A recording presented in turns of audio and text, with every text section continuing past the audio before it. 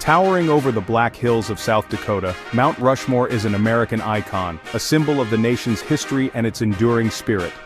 4 presidents, George Washington, Thomas Jefferson, Theodore Roosevelt, and Abraham Lincoln, stare out from the granite, their visages etched into the very fabric of the nation, representing the ideals and struggles that have shaped America.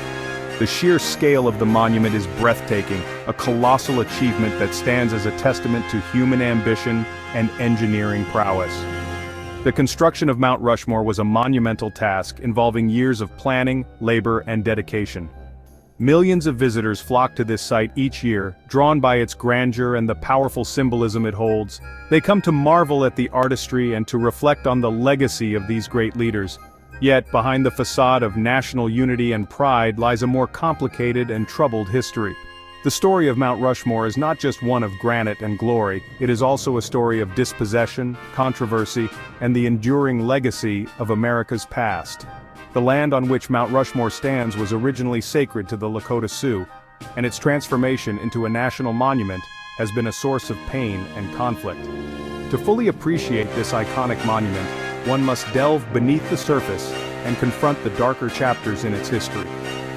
Only by acknowledging these complexities can we truly understand the full story of Mount Rushmore and its place in the American narrative. The man tasked with carving these colossal figures into the mountain was Gutzon Borglum, a renowned sculptor with a flair for the dramatic. Born in 1867, Borglum's early life was marked by a passion for art and an unyielding ambition. His journey to becoming one of America's most famous sculptors was filled with both triumphs and controversies. Borglum's artistic vision and unwavering determination were instrumental in bringing Mount Rushmore to life. His ability to envision and execute such a monumental project was nothing short of extraordinary. The sheer scale and ambition of Mount Rushmore required not just artistic talent but also engineering prowess and relentless perseverance. However, his story is not without its shadows. Behind the grandeur of his public works there were aspects of his personal beliefs and affiliations that have sparked significant controversy and debate. Borglum harbored controversial views and affiliations that have cast a long shadow over his legacy. His involvement with certain groups and ideologies has led many to question the man behind the monument. Borglum's ties to white supremacist organizations, particularly the Ku Klux Klan, have been widely documented. These affiliations were not just passing associations, but were significant enough to influence his work and the projects he chose to undertake. He was involved in the early stages of the Stone Mountain Memorial in Georgia, a project initially conceived as a tribute to the Confederacy. This project, much like Mount Rushmore, was ambitious in scale but carried with it a heavy burden of historical and cultural implications. While Borglum's exact level of involvement with the Klan remains a subject of debate, his association with such groups is undeniable and casts a dark stain on his legacy. The complexity of his character and the duality of his contributions to American history make Gutzon Borglum a figure of both admiration and controversy. The very land on which Mount Rushmore stands is central to the controversy surrounding it. For the Lakota Sioux and other indigenous tribes, the Black Hills are sacred ground, a place of profound spiritual significance. Treaties signed in the 1800s guaranteed this land to the Lakota, but these agreements were broken when gold was discovered in the Black Hills in the 1870s. The discovery of gold sparked a gold rush that brought a flood of settlers and miners to the Black Hills, displacing the Lakota people and igniting a series of violent conflicts. The Battle of Little Bighorn in 1876, often portrayed as a great Native American victory, was just one chapter in a long and bloody struggle for control of the Black Hills.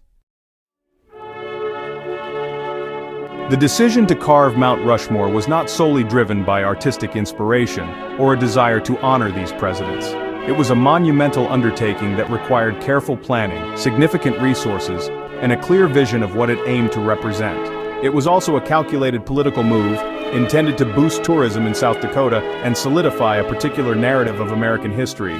By attracting visitors from across the nation, the project aimed to bring economic benefits to the region and create a lasting symbol of American ideals.